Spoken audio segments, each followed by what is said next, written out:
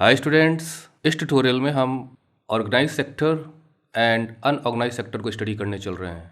और इन्हें इंग्लिश में भी आपने इन वर्ड्स को ज़रूर पढ़ा होगा कि अगर हम इसका बेसिक मीनिंग समझना चाहें तो हम ये समझ सकते हैं कि मान लीजिए कि कई चीज़ें ऐसे अलग अलग अलग बिखरी हुई हैं, खूब सारी, ठीक है, ऐसे ऐसे काफ़ी ज़्यादा बिखरी हुई हैं चीज़ें, और आप जाते हो और उन्हें तरतीब से लगा देते हो, कुछ को यहाँ, कुछ को यहाँ, कुछ को यहाँ, कुछ को यहाँ।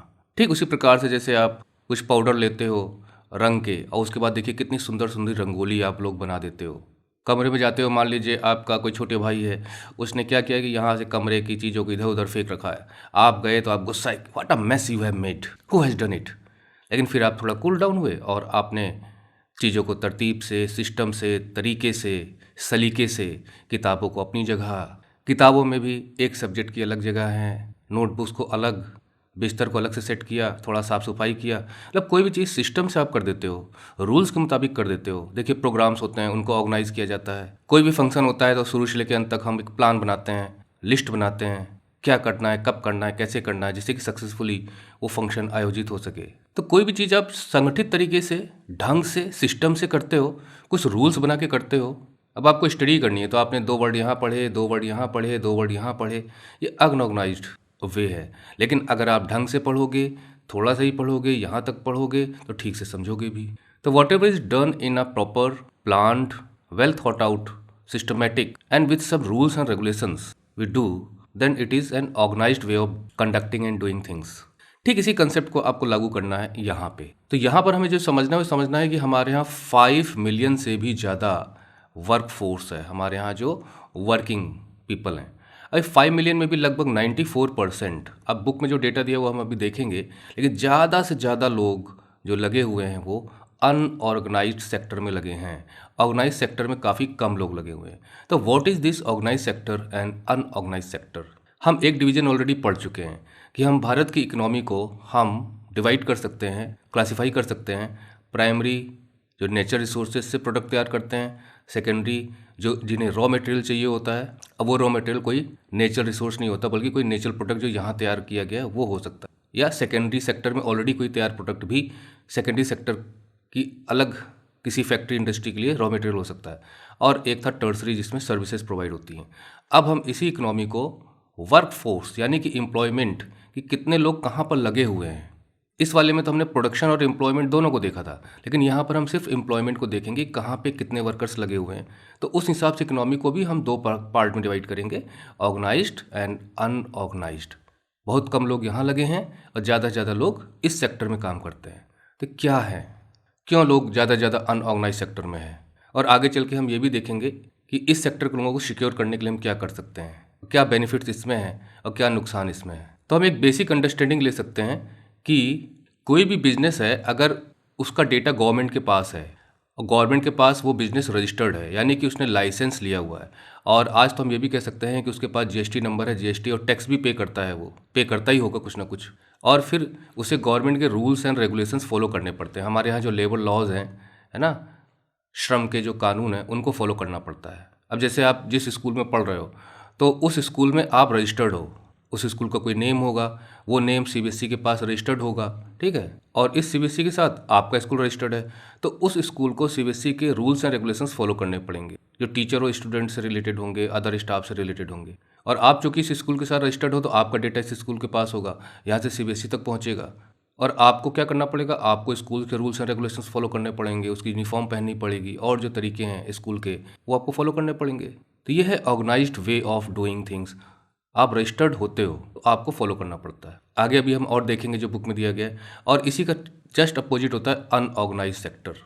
कोई ठेले वाला है, सब्जी वाला है, रिक्शा वाला है, पेंटर है, पुताई करने वाला है, मिस्त्री है जो घरों को जोड़ता है, बनाता है, मूची है, कुम्हार है, लोग सब अपने ढंग से अपना वर्क करते हैं, जब चाहे जब करेंगे, नहीं करेंगे, छोड़ देंगे, कोई दूसरा काम अपना लेंगे, कुछ भी हो, कहीं भी रजिस्टर्ड नहीं होते, कोई लाइसेंस लेके काम नहीं करते, टैक्स भी नहीं देते, कोई जीएसटी नंबर इनके पास नहीं है, ये सेल्फ एम्प्लॉयड है, अपने ढंग से काम करते हैं। कैजुअल वर्कर्स भी हम इन्हें कह सकते हैं, दिहाड़ी का मजदूर भी है, वो भी अनऑर्गेनाइज सेक्टर का व्यक्ति कहलाएगा। और यहाँ पे एक्सप्लॉइटेशन होता है, अगर वो कहीं किसी व्यक्ति के यहाँ काम कर रहा है तो उसे कितने घंटे काम लेगा पता नहीं, छुट्टी देगा नहीं पता नहीं, सैलरी बराबर मिलेगी, तनख्वाह बराबर मिलेगी पता नहीं, कब निकाल दिया जाए पता नहीं, इनसिक्योर होता है यहाँ पे व्यक्ति। और ऑर्गेनाइज सेक्टर में उसको कुछ सिक्योरिटी होती है, तो आइए देखते हैं कि बुक में क्या दिया गया है, और आप हमारी जो नोट सीरीज़ के वीडियोज़ हैं उन्हें आप ज़रूर देखिए। They will help you a lot in having points as a notes based on the different questions asked in the previous board examinations. They will help you a lot. Division of sectors as organized and unorganized. Let us examine another way of classifying activities in the economy. This looks on the way people are employed. Okay, जो मैंने अभी आपको बताया था. What are their condition of work? तो वो जहाँ पे वर्क करते हैं वहाँ की सिचुएशन कैसी है? Are there any rules? कोई रूल्स हैं, रेगुलेशंस हैं, नियम हैं जो उनके एम्प्लॉयमेंट से संबंधित हैं? मतलब कि अगर उन्हें वहाँ पे एम्प्लॉयमेंट मिलता है उस कंपनी में, उस फैक्ट्री में, उस इंडस्ट्री में, उस ऑफिस में, तो क्या कुछ terms and conditions employer follow करता है? तो यहाँ पर दो स्टोरी दी गई है और उसको हम शॉर्ट में देख लेते हैं। ये कांता है और ये ऑफिस में जाती है। इसका टाइम भी शेड्यूल है कि 9:30 से 5:30 तक इसे काम करना पड़ता है, यानी इसका ऑफिस वर्क ड्यूरेशन जो है उसका टाइमिंग एकदम फिक्स्ड है, और उसकी सैलरी उसे रेगुलरली मिलती है। सैलरी भी अच्छी मिल जाती है, रेगुलरली मिल जाती है, हर मंथ के आखिरी में मिल जाती है। इसके अलावा उसे प्रोविडेंट फंड भी मिलता है, जैसे भविष्य निधि हम कहते हैं खाता, तो प्रोविडेंट फंड भी मिल जाता है। और ये गवर्नमेंट के अनुसार है। गवर्नमेंट कहती है कि आपको पीएफ देना ही देना पड़ेगा। यहाँ तक कि सीबीएसई स्कूल के रूल्स एंड रेगुलेशन में भी जो स्कूल से एफिलेटेड होते हैं वो पीएफ प्रोवाइड करते हैं अपने कर्मचारियों को, टीचर्स को। सी आल्सो गेट्स मेडिकल, उसे मेडिकल और अदर अलाउंस भी मिल जाते हैं। मेडिकल लीव, जैसे अभी हम लोग हैं अगर स्कूल में पढ़ाते हैं तो हमें मेडिकल लीव मिल जाएगी, कैजुअल लीव्स मिल जाएंगी, और उसका पैसा नहीं कटता। इसके अलावा संडेज़ को छुट्टी रहती है उसके ऑफिस में और इसका पैसा नहीं कटता। और जब उसने वर्क को ज्वाइन किया था तो उसे एक अपॉइंटमेंट लेटर मिला था, नियुक्ति पत्र जिसे हम कहते हैं, जिसमें सारी टर्म्स एंड कंडीशंस लिखी हुई थी। तो देखिए कुछ रूल्स हैं जिसके तहत वो वर्क कर रही है और उसमें छुट्टियां भी मिलती हैं, उसका पैसा नहीं कटता। अब कमल को देखिए, ये दुकान में काम कर रहा है। अब वो कमल जो है कांता का पड़ोसी है, बगल में रहता है। अब वो भी वर्क करने जाता है, ये भी वर्क करने जाता है। ये डेली वेज अर्नर लेबरर है, मतलब कि रोज़ाना काम करके कमाने वाले व्यक्ति। और एक किराने की दुकान पर रहता है, 7:30 बजे जाता है, रात के 8 बजे तक वहाँ रहता है। तो यहाँ पे हमने क्या देखा था, 9:30 बजे सवेरे और 5:30, तो ये ज़्यादा ज़्यादा 8 आवर्स हुए। और यहाँ पे 12 घंटे से भी ज़्यादा हो रहा है। कोई अलाउंस उसे नहीं मिलता, कोई छूट उसे नहीं मिलती, और जिस दिन वो नहीं आता है उसका पैसा उसे नहीं मिलता। मान लीजिए संडे को छुट्टी मनाना चाहे तो उसका पैसा उसे नहीं मिलेगा, यानी कि उसके पास कोई भी पेड हॉलीडेज़ नहीं है, ना कोई फॉर्मल लेटर मिला उसे अपॉइंटमेंट का। और जब चाहे जब उसे बाहर जाने के लिए कहा जा सकता है कि जाओ भाई, अब हम दूसरा आदमी रखेंगे। इसका भविष्य यहाँ सुरक्षित नहीं है, कोई पीएफ भी नहीं बनता, कोई मेडिकल लीव नहीं मिलती, काम के आवर्स भी ज़्यादा है। तो अब पता लग गया होगा आपको कि ऑर्गेनाइज सेक्टर नहीं है, अनऑर्गेनाइज सेक्टर है, ये organise sector. Do you see the differences in the conditions of work between Kanta and Kamala? Kanta works in the organise sector, Kanta organise sector में काम करती है। और ऑर्गेनाइज सेक्टर वो होते हैं, या वो एंटरप्राइजेज होते हैं, वो उद्योग होते हैं, या वो काम करने की जगह होती हैं जहाँ पे टर्म्स ऑफ एम्प्लॉयमेंट और रेगुलर होते हैं, और इसलिए वहाँ पे लोगों को एक निश्चित और पक्का विश्वास होता है कि हाँ हमें वहाँ पे काम करने का बराबर मौका मिलेगा। टर्म्स ऑफ एम्प्लॉयमेंट ये होता है कि अगर आप हमारे यहाँ काम करने आ रहे हो तो आपको इन कंडीशंस को फॉलो करना पड़ेगा, और ये conditions government rules and regulation के अनुसार होती हैं। They are registered by the government, और गवर्नमेंट के पास उनका रजिस्ट्रेशन होता है और उन्हें रूल्स एंड रेगुलेशंस फॉलो करने पड़ते हैं जो डिफरेंट लॉज में दिए गए हैं। जैसे कि फैक्ट्रीज एक्ट है, मिनिमम वेजेस एक्ट है, पेमेंट ऑफ ग्रेच्युटी एक्ट है, शॉप्स एंड एस्टेब्लिशमेंट्स एक्ट है, लेबर लॉज तो मैंने आपको बताया ही था। अब जैसे मिनिमम वेजेस एक्ट है तो इसमें गवर्नमेंट मजदूरी तय कर देती है कि भाई अगर कोई व्यक्ति काम कर रहा है तो उसे कम से कम कितना पैसा आप एक दिन का दोगे, उससे कम नहीं देना चाहिए। लेकिन वास्तव में प्रैक्टिकली उल्टा ही हो जाता है। It is called organise because, इसे ऑर्गेनाइज कहते हैं क्योंकि it has some formal process and procedures, क्योंकि इसकी कुछ प्रक्रियाएं हैं जो शुरू में फॉलो करनी पड़ती हैं और कुछ प्रोसीजर्स हैं। तो हमें तो बुक के हिसाब से तैयार करना है, तो हमें ऑर्गेनाइज सेक्टर के बारे में वो लिखना पड़ेगा जो बुक में दिया गया है, और ये आपको हमारी नोट सीरीज़ के वीडियोज़ में देखने को मिल जाएगा। और वीडियो डिस्क्रिप्शन में आप जाके लिंक दिया गया, नोट्स भी डाउनलोड कर सकते हो पीडीएफ में। Some of this people may not be employed by anyone but may work in their own, but they too have to register themselves with the government and follow the rules and regulations. हो सकता है कुछ लोग हैं जो किसी दूसरे के द्वारा एम्प्लॉयड ना किए गए हों, खुद ही अपना बिजनेस रन करते हों, लेकिन उन्हें भी रजिस्टर करना पड़ेगा गवर्नमेंट के पास और रूल्स एंड रेगुलेशन फॉलो करने पड़ेंगे। Workers in the organise sector enjoy security of employment. Organise sector के वर्कर्स को एक एम्प्लॉयमेंट की सिक्योरिटी रहती है, हमें तुरंत किसी भी वक्त निकाला नहीं जा सकता। They are expected to work only a fixed number of hours. उन्हें कुछ नियमित घंटे होते हैं, वहीं उसी घंटे के भीतर ही काम करना होता है, मतलब उनके वर्किंग आवर्स तय होते हैं, वही टर्म्स ऑफ एम्प्लॉयमेंट में तय होते हैं। इफ़ दे वर्क मोर, अगर वो ज़्यादा वर्क करते हैं तो उन्हें ओवर टाइम दिया जाता है। कि 8 घंटे का टाइम है और कंपनी को ज़रूरत है और आपसे वो 4 वर्क कुछ ज़्यादा काम कराना चाहते हैं तो आपको एक्स्ट्रा पैसा पे करेंगे। They also get several other benefits, और भी फ़ायदे मिलते हैं उनको, एम्प्लॉयर्स देता है। जैसे what are these benefits? They get paid leave मिलती है उनको, तो उन्हें पेड हॉलीडेज़ मिलती हैं। प्रोविडेंट फंड बनता है, जैसे हम भविष्य निधि कहते हैं, जैसे हम पीएफ कहते हैं, कि व्यक्ति जब रिटायर्ड होगा तो उसे काफ़ी अच्छा खासा पैसा उसे मिलता है। They are suppose to get medical benefits, medical benefits भी मिलते हैं, वो भी डिफरेंट लॉज के तहत मिलते हैं। अब मुझे नहीं मालूम आपके स्कूल में क्या होगा, लेकिन मैंने स्कूलों में देखा है कि 5 तो मेडिकल लीव्स मिल जाती हैं पूरे साल में, लगभग 14 कैजुअल लीव्स मिल जाती हैं। आदमी को कभी काम पड़ गया किसी टीचर को तो वो छुट्टी पे जा सकता है और उसका पैसा उसे नहीं कटेगा। लेकिन हाँ, इसके अलावा अगर छुट्टी लेता है तो पैसा कटेगा। अगर कोई व्यक्ति फैक्ट्री में काम कर रहा है तो factory manager has to ensure facilities like drinking water, तो फैक्ट्री ओनर को या फैक्ट्री मैनेजर को ये देखना पड़ता है कि वहाँ पे पानी पीने की, शुद्ध पानी की अच्छी व्यवस्था हो, सेफ़ वर्किंग इन्वायरमेंट हो, वेंटिलेशन की अच्छी व्यवस्था हो, मतलब वर्किंग प्लेस पे कंडीशंस अच्छी हों, और जब वो रिटायर करें तो उन्हें पेंशन्स भी मिले, कुछ ना कुछ मिलता रहे, क्योंकि उन्होंने फैक्ट्री में काफ़ी साल अपने लाइफ के दिए हैं काम करते हुए। लेकिन इसी की जगह मान लीजिए किसी ने अपना छोटा सा बिजनेस घर पे ही स्टार्ट कर लिया और वहाँ पे उसने आदमी रख लिए, तो चूंकि रजिस्टर्ड नहीं है, तो रजिस्टर्ड नहीं है तो गवर्नमेंट के पास उसका डेटा नहीं है और वो मनचाहे तरीके से काम लेगा। हालांकि अगर वो रजिस्टर्ड करा भी लेगा फिर भी हम देखते हैं कि लोग एक्सप्लॉइट करते हैं वर्कर्स को, लेकिन वो विरुद्ध है, जो रूल्स एंड रेगुलेशंस फॉलो करने चाहिए उनके खिलाफ। इन कॉन्ट्रास्ट कमल को देखिए आप, works in the unorganise sector, वो असंगठित क्षेत्र में काम करता है। The unorganise sector is characterise by small and scattered units. Unorganise sector में छोटे छोटे बिजनेसेस होते हैं और बहुत फैले हुए होते हैं, यहाँ वहाँ इस तरह से, और largely outside the control of government, और गवर्नमेंट का उन पर कोई कंट्रोल नहीं होता क्योंकि उन्हें पता ही नहीं होता कहाँ पे इस तरह का बिजनेस रन कर रहा है। कोई एड्रेस गवर्नमेंट के पास कहाँ से होगा जब आप गवर्नमेंट के पास रजिस्ट्रेशन नहीं कराएंगे। और कराने का मतलब फिर आप जीएसटी नंबर लीजिए, फिर टैक्स दीजिए, पूरा ब्यौरा मेंटेन करिए, ऑडिट कराइए, कितने लोगों को काम पे रखा है उनकी लिस्ट दीजिए, उनकी पेमेंट कितनी देते हो ये बताइए, तरह तरह के नियम तो फॉलो करने पड़ते हैं। तो there are rules and regulations but these are not followed. तो गवर्नमेंट के ये भी है कि अगर आप अनऑर्गेनाइज में भी काम करते हो तो वहाँ पे भी जो वर्क फोर्स लगता है उसके लिए भी कुछ रूल्स एंड रेगुलेशंस बनाए गए हैं, लेकिन उन्हें कोई फॉलो नहीं करता।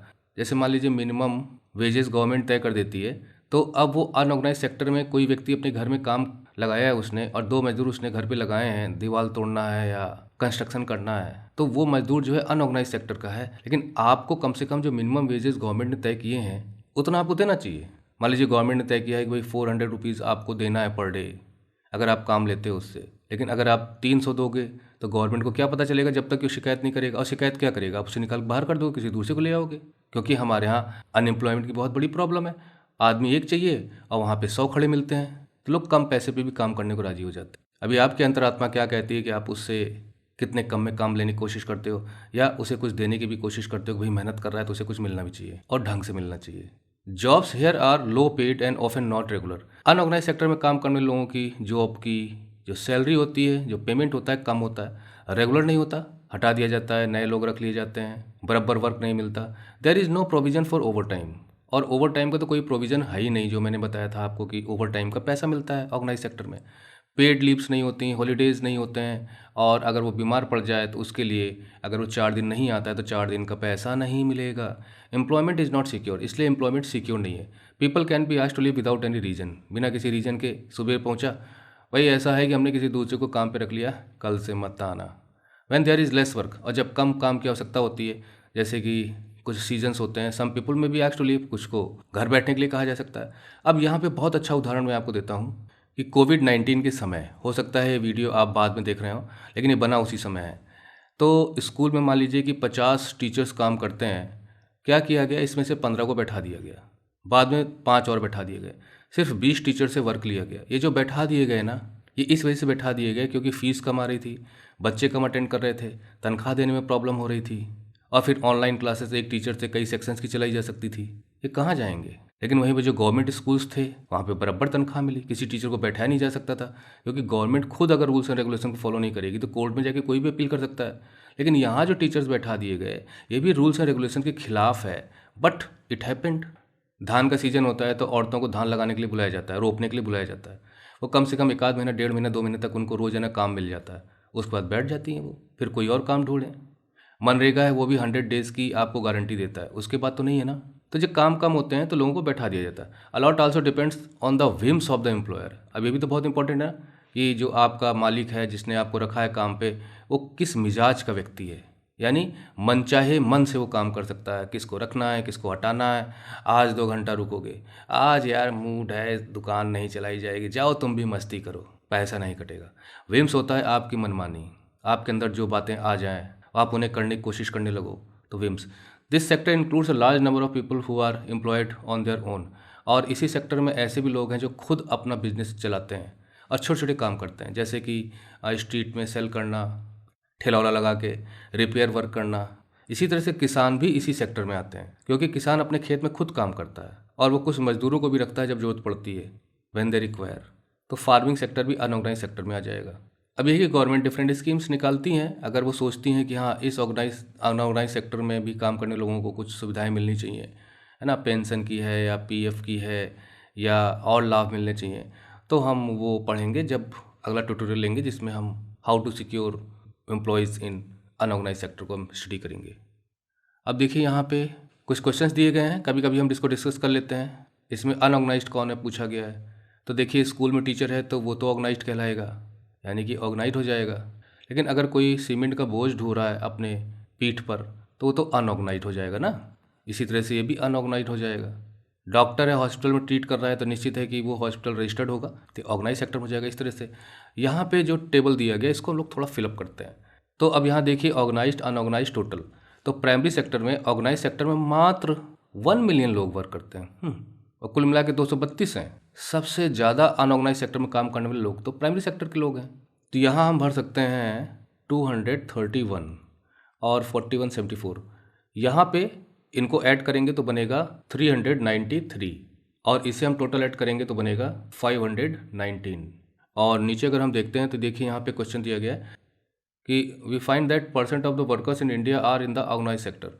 तो परसेंटेज निकालने के लिए हमें 393 और कितना परसेंट है 519 को निकालना पड़ेगा, तो ये निकल के आएगा लगभग 76%। तो बुक के अनुसार जो डेटा है उसके अनुसार तो लगभग हमारे यहाँ अगर 100 लोग मान लेते हैं पूरे भारत में काम करते हैं तो उसमें से 76 लोग लगभग राउंड फिगर में, अप्रोक्सीमेट फिगर है ये राउंडेड, लोग अनऑर्गेनाइज सेक्टर में है। सिर्फ 24% हमारे यहाँ ऑर्गेनाइज सेक्टर में है जिन्हें रूल्स एंड रेगुलेशंस के तहत रखा गया होगा। अब वो कितने फॉलो किए जाते हैं वो तो गवर्नमेंट जिम्मेदारी है कितना मॉनिटर करती है। उदाहरण के लिए सैलरी है, तो सैलरी रेगुलर मिलती है कि नहीं मिलती है, कहाँ मिलती है बराबर। हाँ यह है कि जो ब्रांडेड स्कूल्स हैं वो तो देते हैं क्योंकि वो अपने प्रेस्टीज को ख़राब नहीं करना चाहते, वो फॉलो करते हैं। और पीएफ तो कई स्कूलों में नहीं भी है, जबकि गवर्नमेंट की ये सख्ती है, स्ट्रिक्टनेस है कि नहीं ये होना चाहिए। इसके अलावा मान लीजिए वो पेमेंट 20,000 देते हैं और गवर्नमेंट का नियम है कि नहीं भाई उस पोस्ट पे 40,000 मिलना चाहिए, तो वो 40,000 लिख के भेज देते होंगे सीबीएसई को और यहाँ 20,000 ही दे रहे हैं। कौन देखता है कि यहाँ कितना दिया जा रहा है। तो एक्सप्लॉइटेशन तो है, बट ऑन पेपर्स डॉक्यूमेंट्स अगर आप रजिस्टर्ड हो तो आपको रूल्स एंड रेगुलेशन फॉलो करनी चाहिए।